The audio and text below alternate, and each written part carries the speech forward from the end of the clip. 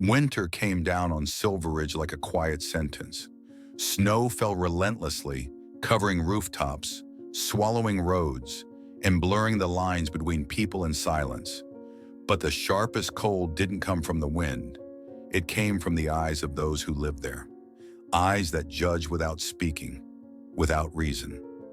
At the heart of the town, where only hurried footsteps echoed and windows stayed shuttered, stood a small liquor store on Main Street. That's where Clara Winslow worked each day, her hands familiar with the scent of damp wood, aged spirits, and quiet. She was the only daughter of Robert Winslow, a widowed man, dry and stern. Clara lived in a world built on expectations, where a woman was meant to be soft, discreet, and never touch a bottle of whiskey. But she did. Not out of rebellion, but because there was no other path open to her. The townspeople looked at her with a mix of pity and discomfort. To them, Clara was a wrinkle on the smooth fabric of tradition. No one truly spoke to her, just glances, whispers, and that cold disapproval that needed no words. And she had grown used to it, the pretend silence, the real indifference. Until one winter afternoon, when the sky turned steel gray and the wind howled at the windows, everything began to shift, from a careless remark and a single step away from the town. That afternoon, the town of Silverridge sat beneath a heavy veil of gray fog. The sky was the color of cooled ash, as if it were holding its breath before the storm. Wind whistled through door frames and slapped at loose wooden signs. No one smiled. No one greeted each other. People just walked faster, locked up earlier, as if the cold itself was chasing them away. Clara was stacking flour bags when the door opened behind her, loud and deliberate. Not the soft jingle of a customer, but an intrusion. "Miss Winslow," a man's voice said, laced with a smile. "Not exactly the kind of woman my mother would want her son bringing home." The words dropped like a stone into a still pond. An insult, bare, intentional. Then came laughter, short and cold, sharp like shards of broken porcelain against skin. Clara stood still, her arms frozen mid-motion, her eyes unblinking. In that moment, she wasn't a woman. She was a shadow being mocked. She didn't reply. No explanation, no defense. She simply set the flour bag down, carefully wrapped her scarf, and walked out the door, as if the air inside had become unbreathable. Outside, the snow was falling thick and fast. The flakes were heavy, like the whispered words she'd heard for years. Wind slapped her face with icy fingers, but the real cold was inside her. It surged from her chest, spreading like a fire turned to frost, the kind that comes from swallowing shame for too long. She didn't know where she was going, only that she needed to get away. From the eyes, from the stories, from herself. The tears came, not because of that single cruel sentence, but because of everything it represented. An entire town that had decided who she was. A name confined to judgment, regardless of how she lived, how hard she tried, or how quietly she endured. Snow was already up to her ankles. She kept walking, eyes unfocused, everything blurring. The tall trees stood silent. The snowfall was mute, and overhead the wind howled, echoing the scream she couldn't let out. She didn't know how long she'd cried. Her face was soaked, with tears, with melting snow. Her breath came in short bursts, her body unsteady. She stumbled through hidden roots, vision blurred, legs numb. Then, a misstep. A dry, sudden crack beneath her. The ground gave way. Clara fell. Snow clung to her hair, coated her back, slid into her collar. The wind sliced through her like 1,000 tiny blades. Her body trembled, breath growing faint. She called out, once, then again. But the storm took her voice. No answer came.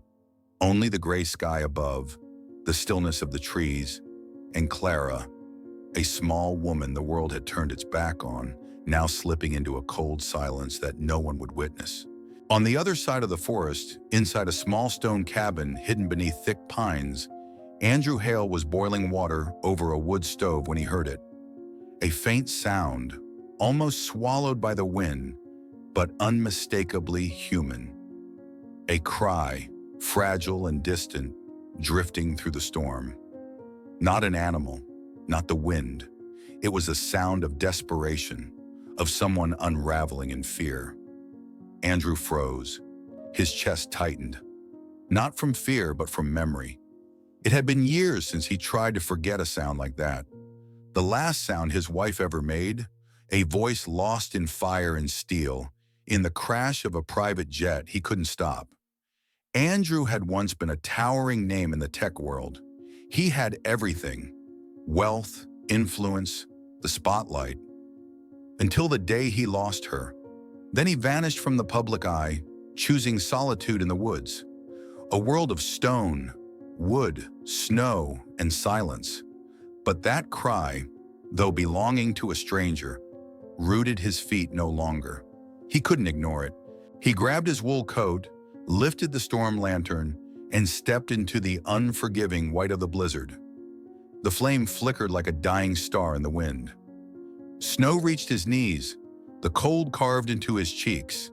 Still, he pushed forward. Then he saw her, Clara, collapsed under a tree bent low with snow, nearly buried alive. Her face pale, lips purple, her breath a whisper fading into nothing. Without a word, Andrew dropped to his knees, slipped his arms beneath her, and held her close as if she were the last thread tying him to life. Her body was icy, light, fragile as a breath. He didn't think. He simply moved. The cabin wasn't far, but through the storm, each step was a trial. He braced his body around her, shielding her from wind and snow, forcing his way back toward the only warmth in the world. Inside, he laid her by the hearth, stirred the fire higher, and wrapped her in thick wool blankets. He boiled water, steeped dried herbs, and dripped warm tea onto her cracked lips. Gently, patiently, like offering life back one drop at a time. He didn't sleep. That night, he stayed beside her, holding her hand, small, frozen, as if letting go might mean losing her to the storm forever. When Clara woke in the cabin, what she felt wasn't panic or pain. It was a strange quiet, the kind that didn't demand answers or weigh her down with suspicion. In that silence, only the crackling of fire could be heard. Across the room, Andrew sat by the hearth, not looking at her, as if giving her space to breathe. "You're safe now," he said gently, afraid to break the stillness around them. "This is my cabin." Clara nodded. No questions, no explanations. Because by now she was too tired to explain herself again. The next morning, the snow had stopped. Andrew prepared his old sled to take her back to town. The road home was silent. In Clara's chest, something heavy beat slow and steady, a warning of what awaited her. And she was right. The moment they reached Silverridge, the first pair of eyes she met belonged to Mrs. Griffith, the woman who watched life unfold from her window, including the parts that never happened. Her look said everything.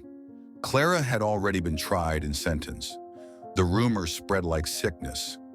Clara Winslow spent the night in a man's cabin. No one asked her. No one needed proof. Just a story easy to remember and retell. She entered her father's shop. He was waiting. No anger, no concern, just an unfamiliar stare, like he was seeing someone else entirely. "We'll do what's necessary to fix this," he said, as if discussing inventory, not her life. Clara wanted to ask, "What do you believe about me?" But the words dissolved before they reached her lips. "One night," he said, "that's all it takes to erase your name from every record of honor." She looked for hesitation in his eyes, found none. No question, no room for her truth. "I didn't do anything," she whispered. "It doesn't matter," he replied. "What matters is they believe you did." Every word was a knife, not because he was angry, but because he didn't doubt it. The heartbreak hit harder than the gossip. Not because the town believed it, they never believed in her, but because her father, the man who once held her hand through her first winter, had chosen silence too. She wanted to defend herself, but every time she tried, something inside her tightened, not with tears but exhaustion, the kind that comes from never being given the right to choose. When Andrew arrived, she didn't look at him. She only heard her father ask, "Are you willing to marry my daughter?" Andrew glanced at Clara. No pleading, no protest. She just stood there, like someone who had practiced submission her entire life. "If she agrees," Andrew said, "I won't refuse." Clara nodded, not because she wanted to, not because she believed, but because it was the only way left to survive. The wedding took place 3 days later. Swift, quiet, like an execution scheduled in advance. No flowers, no music, no loved ones in attendance. Clara walked into the chapel in a borrowed dress, no veil, no one at her side. Andrew waited in a faded suit, clean but colorless like him. When the priest asked, Andrew said simply, "I do." And Clara, she had to draw in all the breath in her chest to keep her voice from breaking. "Yes." The church bells didn't sound like celebration. They sounded like warning. No one clapped. No one smiled. When the ceremony ended, no one offered congratulations. No one walked them out. Andrew walked ahead, Clara behind. No hands held, no glances exchanged. They returned to the cabin in a silence so thick, it felt like the town had sealed them inside a sentence neither of them wrote. The cabin they shared was beautiful in its simplicity. Stone walls, timber roof, small windows opening out to snow-laden pine trees. But inside, the air was chilled to the bone, not by winter, but by the silence between two people. Clara and Andrew lived together like two quiet shadows. No arguments, no affection, not even a morning greeting. No questions, no stories. Each kept a distance, as if afraid of shattering something fragile. And yet within that stillness, something began to shift. Very slowly, almost imperceptibly, but undeniably real. Andrew didn't say much, but his hands were always busy. He fixed the leaking pipe beneath the sink, replaced the stuck hinges on the door, and left a skein of earthy-colored yarn and a set of new sewing needles on Clara's table. No note, no explanation, no instruction, no request, just a quiet offering of presence. And then Clara, in her quiet way, began to leave her own marks. Freshly laundered quilts hung to dry on the porch, firewood stacked neatly beside the hearth, a steaming pot of soup each night as darkness fell. She didn't try to change the cabin. No flowers, no new curtains, no color. But her presence settled into the space. In the clean shelves, the steady burn of the evening fire, the way things were arranged as if someone had finally chosen to stay. They still didn't touch, still didn't whisper words of love, but the cabin was no longer entirely silent. It had begun to breathe, not with the rhythm of a complete family, but with that of two people slowly learning how to exist beside each other, quietly and truthfully. That afternoon, the sky cleared unexpectedly after days of dull gray. The snow was still deep, but a soft light had returned. Clara felt stifled after hours indoors. She wrapped her scarf, picked up a woven basket, and quietly stepped outside to collect a few dry branches near the edge of the forest. Earlier that morning, Andrew had said, "Wait for me before you go." It hadn't been a command, just a breath of suggestion. Clara had nodded then, but now she simply needed space. The forest was still, quiet to the point of unease. The snow swallowed her footsteps, leaving no echo behind. Clara bent down to pick up a stick when she heard it. A crisp snap, followed by a low, steady breathing, like the wind had turned warm with life. She turned. Three gray figures stood not far off. Wolves. They didn't growl, didn't charge. They just watched, slowly closing the distance, their eyes glowing like embers through the white fog. The basket slipped from her hands. Clara stepped back, then slipped, falling hard into the snow. Cold bit into her back, her neck, her throat locked up. No sound came. Her eyes stayed wide, not in panic, but in that ancient, wordless fear that strips everything down to silence. A gunshot cracked the stillness, then another. The forest echoed like thunder, and the wolves vanished into the trees. Andrew arrived in seconds, throwing his coat over her shoulders. "Are you hurt?" he asked, voice low, steady. His eyes scanned the tree line.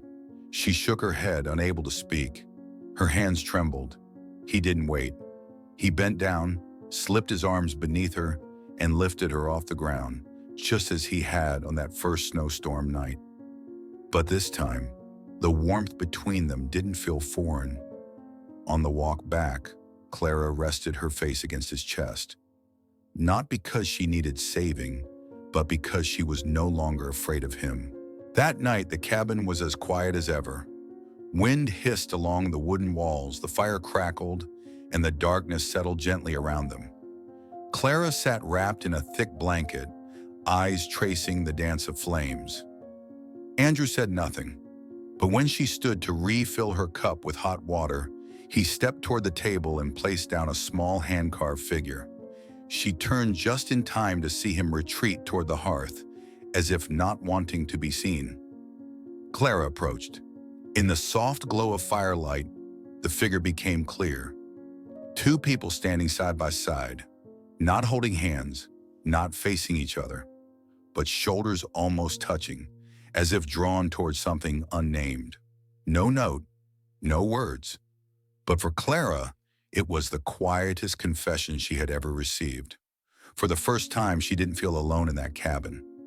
Andrew, with his stillness, his restraint, his subtle grace, had let her know he saw her, understood her, and was moving closer. Not loudly, not quickly. She pulled the blanket tighter around herself, and for the first time since the wedding, she felt warm. That night, the sky above Silverridge was as clear as a frozen lake. No clouds, no wind. The snow on the ground glowed faintly under a thin veil of moonlight. Andrew opened the cabin door, stood still, gazing out into the pale. Then he turned back, his voice quiet as breath. "You should come outside. I want to show you something." Clara looked up. After so many days of silence, his invitation surprised her. But she didn't ask. She simply pulled on another coat and followed him out onto the porch. They walked across the white expanse to a small hill behind the cabin, and when she lifted her gaze, she saw it. The sky was burning with wonder. The northern lights fell in silken ribbons, green, violet, and soft gold lines like whispered breath. There was no sound, only sacred quiet, and a light that moved like music no one could hear. Clara held her breath. "My wife once dreamed of this," Andrew said, eyes fixed on the sky. "We planned to go to Iceland. But then, the accident happened.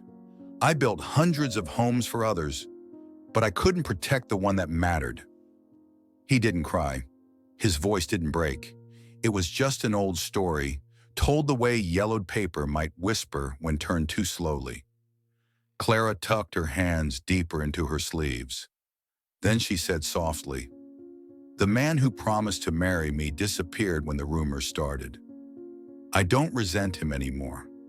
I just regret that I ever thought my worth depended on someone else's choice." They fell silent. Only the aurora moved, reflected in their eyes.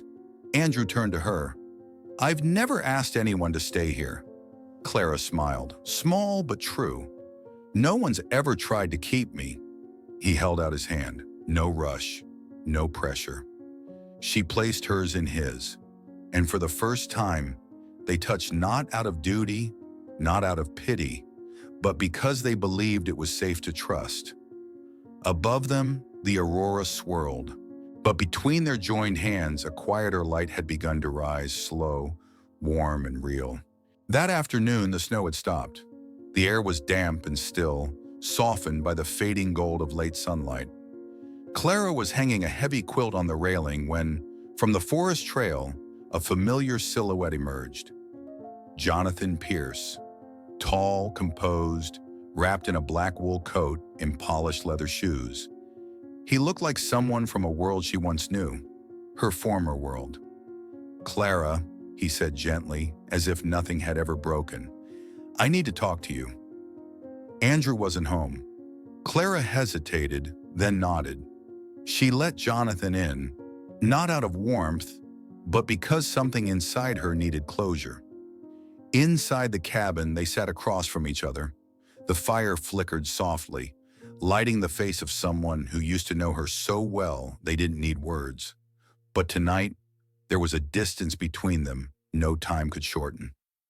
Jonathan reached into his coat and pulled out an envelope. "I should have spoken. I was wrong to stay silent, but I can fix this. I want you back." Clara didn't answer. Her gaze moved past him, around the cabin made of quiet rituals and rough wood. He pressed on. "You don't belong here, Clara. You deserve more. You were meant for warmth and light, not wood smoke and stone. I can give you that again." She looked at the letter. Once those words would have made her believe in dreams again. They almost still did. A part of her hesitated, not from love, but from the ghost of a hope that she had once been chosen. She pictured herself elsewhere: silk dresses, candlelight, clinking glasses. And then she looked again, at the small stove, Andrew's gloves hanging on the hook, the yarn basket left half-used, and the stillness that asked for nothing. "You're too late," she said, her voice soft but steady. Jonathan lowered his head. "It's still possible, if you want it." He left, the envelope sitting on the table like an unanswered offer. Clara didn't move at first. Her heart beat slowly, without urgency. She truly considered it. The comfort, the apology, the easy return. Then her eyes fell on the small wooden figure Andrew had left. Two people side by side, not touching, but drawn together. She picked up the envelope, felt the thickness of the paper, the weight of what was promised, and then placed it down, right beside the carving. No need to tear it, no need to open it, no anger, just this. It was no longer needed. She hadn't spoken a refusal, but her heart, this time fully awake, had already chosen. The next morning, as the first light slipped through the frost-touched windows, Andrew returned from the village market with a basket of eggs and a few new planks of wood. He didn't say anything as he stepped onto the porch, and he saw Clara kneeling in the patch of ground behind the cabin, bare hands deep in the cold soil, planting the first seeds of the season. She didn't look up. The breeze moved through her hair, her fingers trembled from the chill, but she worked patiently, not out of duty, not because it was needed, but as a quiet declaration. "I'm staying." Andrew didn't ask anything. He set the basket down, picked up a hammer, and began building a wooden frame along the side of the cabin. "What are you doing?" Clara asked after a few minutes. He answered softly, like a simple offering. "A big window, to let in more light." Nothing more was said, but from that moment, they began to live as two people fully present in the same space. Clara washed quilts, cooked soup, dried damp wood beside the fire. Andrew chopped logs, fixed the roof, and carefully tidied corners of the cabin. They still didn't speak much, but every small act, a nod, a cup of water left ready, a coat hung near the door, became their way of saying, "I see you. I know you're here." No declarations, no grand decisions, just presence, deep, quiet, and enduring. The news came on a morning still wrapped in white. Clara was folding blankets when she heard footsteps outside. The messenger didn't knock, just left an envelope in the old wooden box hanging by the door. The envelope was thin, plain, but her hands trembled as she opened it, because the handwriting was his. Inside, only one line. Live as you wish. No apologies, no explanations, nothing more. But it was that very simplicity that made the words feel like a blade, clean and deep. Because for the first time, he wasn't telling her what to do. He was letting her choose. She read it over and over, lips pressed tight, a warmth welled in her eyes. Not grief, but the quiet ache of finally being released from years of holding herself together. She folded the letter with trembling hands and held it like something sacred. A final permission, too late, but real. I have to go back, she said. Andrew nodded. He didn't ask why. He just put on his coat, picked up the basket, and walked beside her. They returned to the town as the snow began to melt. Water trickled along the roads and the people of Greystone still watched. Same eyes, same whispers. But this time, Clara did not lower her head. She walked straight, scarf trailing behind her in the wind. And beside her, Andrew, tall, quiet, didn't take her hand, didn't speak, but was there like a true husband. In her father's old house, no one smiled. No one asked too many questions. But they noticed Andrew, a stranger who stayed close, did everything, said nothing. He cleared tables, made tea, fixed a broken chair. Not loudly, not to be seen, but everyone saw him. That night, as Clara sat in silence before her father's portrait, the candlelight flickering over a face more stern than kind, Andrew placed a cup of warm tea beside her and sat down. Not across from her, but beside her, ready to stay as long as she needed. People would be proud, he said quietly, eyes on the photo. Clara didn't answer. She simply looked at the face of the man who had spent a lifetime issuing orders. And now, with a single brief line, he'd given her the gift he'd always withheld: freedom. She closed her eyes, and for the first time, grief didn't feel like loneliness. Spring had truly arrived. No longer just hints of green or occasional sunlight, but long golden afternoons falling across the porch, the laughter of children playing near the wooden fence, and the smell of baked bread drifting through the air. Clara woke early each morning, watering the small vegetable patch behind the cabin. Andrew sawed wood by the porch, the rhythm of his hammer echoing softly through the trees. They didn't talk much, but they didn't need to. The silence between them was no longer distance. It had become a shared language. At meals, he placed a bowl of soup in front of her without asking. She nodded just as she always did. When it rained, he left a dry pair of boots by the door. When nights turned cold, she added another blanket to the bed. They loved in a different way, not with grand declarations or promises, but through small, steady rituals, repeated quietly, like stones laid carefully along a path. The townspeople had stopped looking at Clara with pity. Now they came to her for advice: how to grow thyme, how to stitch a torn sleeve, how to make broth for a fever. She was no longer the whispered girl. She had become a woman others trusted, and Andrew, no longer the reclusive millionaire, was now a man respected for the warmth in his voice and the steadiness of his hands. That evening, as the sun slipped behind the pines, Clara leaned her head on Andrew's shoulder on the porch step. "It's strange," she murmured, "that a storm brought me here." Andrew didn't answer right away. His gaze lingered on the forest, where snow once swallowed everything, where that first shot had echoed. Then he turned to her, resting his hand gently over hers. "It wasn't the storm," he said, his eyes meeting hers. "It was you. You chose the path." She smiled, truly smiled for the first time in years. Not because she was loved, but because she had finally learned to love her own choice. A quiet triumph that no one could see, but that rewrote everything inside her. The cabin was still small, the forest still quiet, life still simple.